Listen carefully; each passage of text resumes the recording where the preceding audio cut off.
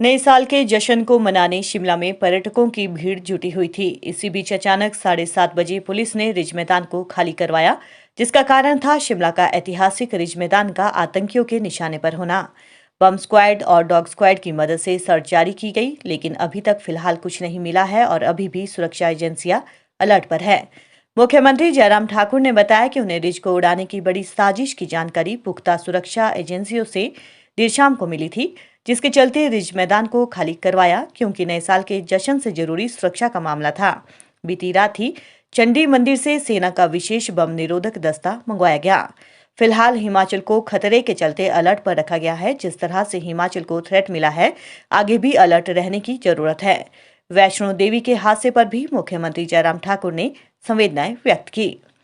शिमला के ऐतिहासिक रिज मैदान पर अंग्रेजों के जमाने से बनाया गया क्राइस्ट चर्च है।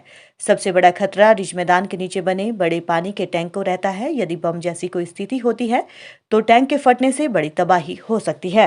कर रहे हैं तो शिमला के बारे में सिर्फ इतना ही मुझे कहना है। उनमें बहुत विस्तार से कुछ चीज़ों को हमको आगे कहने की आवश्यकता नहीं है, क्योंकि वो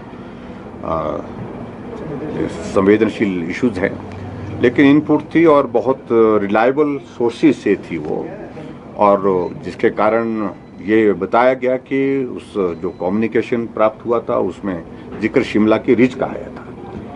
रिज पर जो है आज के तारीख नई साल के उपलक्ष्य में जो है वो कुछ वारदात करने के लिए, अंजाम देने के लिए प्रयत्न कर रहे हैं। तो उस दृष्टि से हमें उचित लगा कि हम रिस्क ना लें। हमने रात को बैठक भी की, अधिकारियों के साथ बातचीत भी की। नई साल तभी मनाएंगे जब हम रहेंगे सब लोग, इसलिए हमारे लिए महत्वपूर्ण विषय था जो लोग यहाँ पर आए उनकी सुरक्षा का विषय। इसलिए कोई भी घटना वहाँ पर ना हो, इस बात को सुनिश्चित करने के लिए वहाँ जो लोग थे आए हुए, उनसे हमने निवेदन किया, और निवेदन करने के बाद वो वहाँ पर रिज के मतलब, क्योंकि जहाँ जहाँ भी हमने कहा रुके हैं, जहाँ भी आप ठहरे हैं, वहाँ जाकर के आप सेलिब्रेट करें।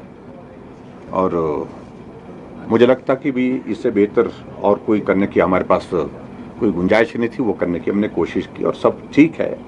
और इस बात के लिए भी धन्यवाद करना चाहूँगा कि जो हमारी आर्मी की भी एक जो बम को उसका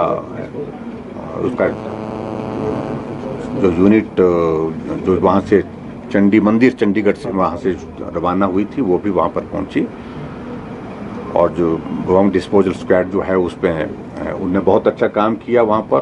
तो कम से कम आश्वस्त हुए कि इस तरह की घटना वहाँ पर घटित ना हो और सब लोग सुरक्षित रहें। इस बात को लेकर के हमने प्रयत्न किया। अभी भी मैं आज के दिन तक तो हम थोड़ा सा इस बात के लिए जरूर कहेंगे कि थोड़ा सावधानी, क्राउड ना हो, इस बात के लिए हमने कहा कि ख्याल रखना पड़ेगा।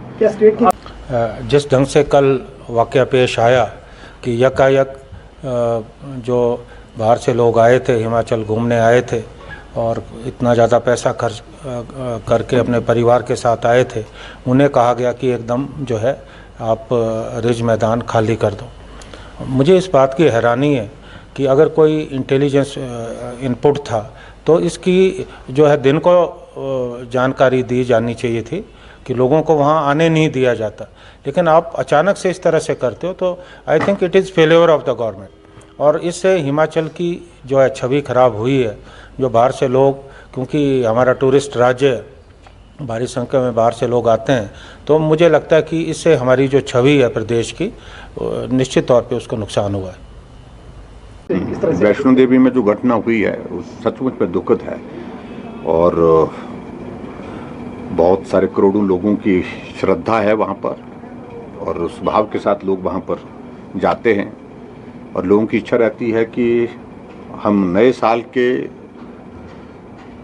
इस शुरुआत को माँ का आशीर्वाद लेकर के शुरू करें। इस भाव से वहाँ पर बताया गया कि जो श्रद्धालु थे जो वहाँ पर दर्शन करने के लिए आए थे, तो उनकी संख्या भी ज़्यादा थी। लेकिन जो घटना घटित हुई है, मैं उस पर हमें भी इस बात को लेकर के वहाँ हमारी भी संवेदना है, और 12 लोगों की जान गई ऐसी जानकारी मिली है।